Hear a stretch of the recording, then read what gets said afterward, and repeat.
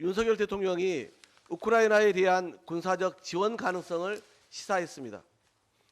방일 전에는 일본의 강제징용 문제 재점화 없을 거니 걱정 말라고 하더니 방미를 앞두고 또다시 우리나라와 국민 전체를 벼랑 끝으로 내모는 위험천만한 입장을 천명한 것입니다.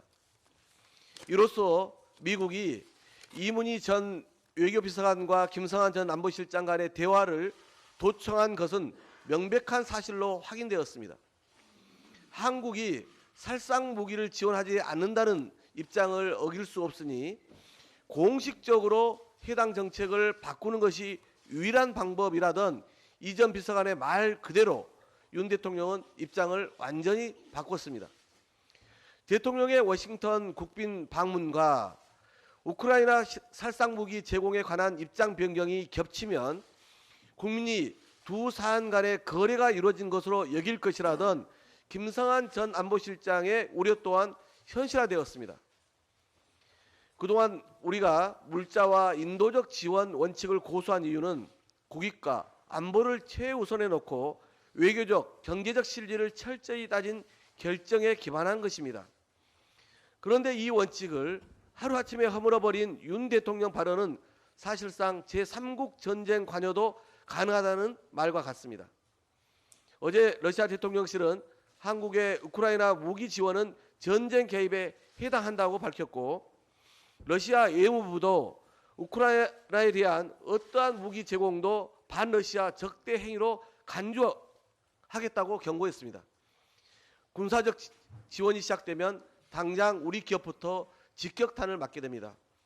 거듭 강조했듯이 러시아 현지에 법인을 두고 있는 우리 기업만 현대차, LG전자, 삼성전자, 팔도 등 160여 개가 넘습니다.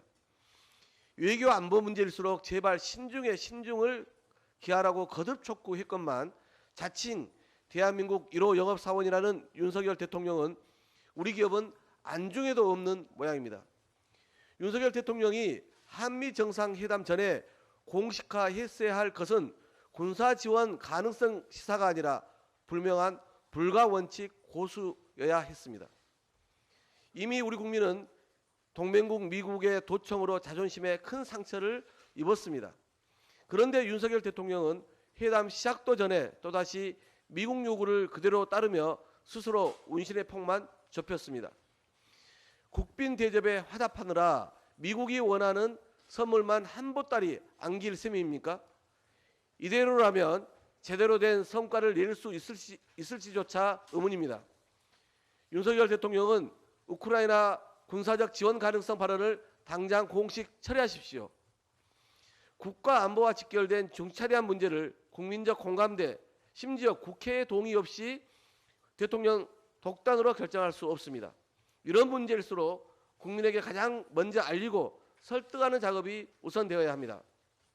한일 정상회담 때도 그렇고 이번에도 선후가 완전히 뒤바뀐 것입니다. 우리 헌법은 안전보장 및 국가나 국민에게 중대한 재정적 부담을 지우는 입법사항에 관한 조약, 국군의 외국 파견 등은 국회 비준을 받도록 규정하고 있습니다. 민주당은 국익과 안보에 심각한 위협을 가져올 정부의 일방적 결정을 결코 동의할 수 없습니다. 윤석열 대통령은 민주당이 수차례 강조한 이번 한미 정상회담 3대 의제를 반드시 확인하고 국익에 기반한 분명한 성과를 반드시 가져와야 할 것입니다. 이는 국민의 요구임을 명심하기 바랍니다. 이상입니다.